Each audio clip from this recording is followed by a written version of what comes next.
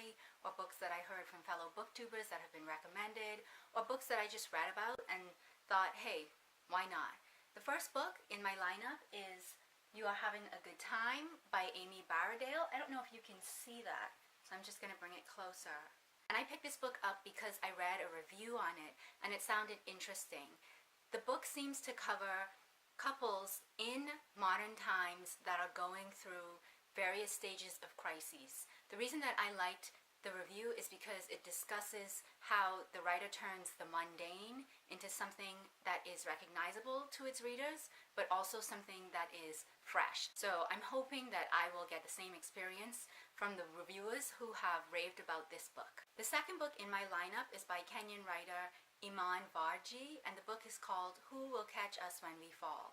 I don't know a lot about this book. To be honest with you, I picked it up because I don't know a lot about Kenya, and this book is supposed to describe what was going on in Kenya politically during the 90s and a lot of the racial tensions between Africans, blacks living in Kenya, and the Africans of Indian descent living in Kenya. I don't know anything about that particular racial tension, but I do know that I'm interested in those kinds of tensions between minorities, especially as they play out against a political backdrop. And I also have never heard of Iman Verjee, and so I want to pick up a new writer. I want to read something new. Sometimes I can fall into just reading books that I know I'll like or writers that I already know I'll like. So I figured, you know, it's December, the cover is lovely, the landscape for the story and the narrative seems rich. Why not give it a go? The third book in my lineup is more of an academic book. It's a nonfiction book, and it's called Communities in Contemporary Anglophone Caribbean Stories, and it's written by Lucy Evans, who is a British scholar. I'm interested in this book because I'm interested in novels from countries that used to be British colonies. I'm interested in the fact that these narratives tend to be multi-layered and multi-voiced, and I wonder if that connects to the fact that the peoples of these countries, when colonized, were disenfranchised in a way. I also find that in short story books from writers of the Caribbean, you find the feeling of polyphonic narratives. But within the polyphonic narrative, you also find communities. And a lot of Caribbean short stories are linked short stories, and a lot of Caribbean novels have polyphonic narratives where each chapter can read as if they are standalone chapters. And I know that this isn't specific to Caribbean narratives, but it is something that I find is consistent within Caribbean novels and Caribbean narratives. So I'd like to delve into what this writer has to say about Caribbean short stories, how she thinks the short story cycle works out, how it plays out, how it's represented, and whether or not any of the structures found in Caribbean novels or in Caribbean short stories harken back to the ways in which the culture and the country was shaped when colonized and then when they gained independence. The next book I picked up was a book that I picked up because a lot of people have been buzzing about this.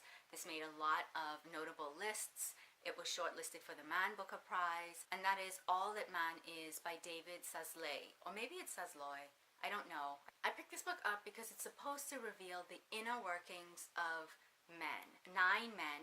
This book is broken up into 9 parts. We follow 9 men, and the 9 men are all based in different countries. They are of different ages, and I'm interested to see how this writer makes this narration something that is relevant and something that may tell me things that I know, but will also give me a different perspective on the things that I think that I know. Another much buzzed about book that I'm hoping to read this month is The Underground Railroad by Colson Whitehead. I love the idea of taking something that is referred to metaphorically and putting it into a context where it is literal. The Underground Railroad for African American slaves, for Black American slaves, is something that is widely referenced in history, in short fiction, in economics. It's something that most people in the Western world have at the very least heard about,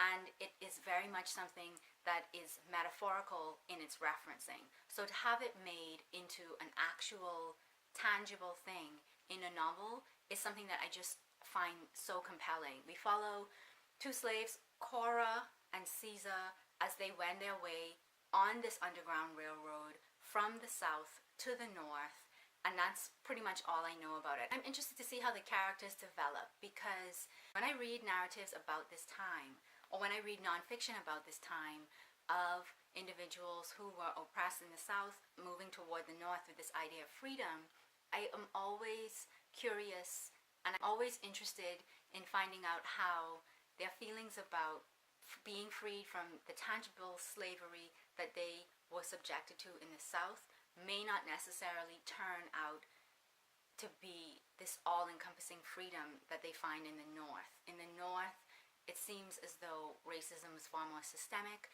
and so I wonder if I get to spend time with Cora once she reaches her final destination. I hope that I will, but in general, I'm just interested in seeing how this character develops along her journey. Finally, I'm hoping to reread the book Both Ways Is the Only Way I Want It by Meloy. Meloy is a very well-known short story writer. This is a collection of short stories, and I really appreciate her work. I find that she focuses on individuals from a place that I don't always consider. She focuses on individuals from the Midwest. Her stories are usually based in Montana. She discusses the everyday, very hard lives of the lower middle class. She focuses a lot on women and what women are going through in contemporary society. And the reason that I want to reread this book is because recently a film was made based on some of the stories in this book called Certain Women, starring Michelle Williams, who I really like, Laura Dern, who I also really like, and Kristen Stewart, who I could take or leave. But I really like this writer, and I'd like to see how what she writes on the page is translated onto film. And before I watch the film, I want to refresh my memory. That is it. That is all. Please like and comment on this video. Let me know if anything that I have discussed is something that you'd want me to do a review on. I will leave all the descriptions to the books that I mentioned below. Keep reading, keep writing, keep reviewing. Bye now.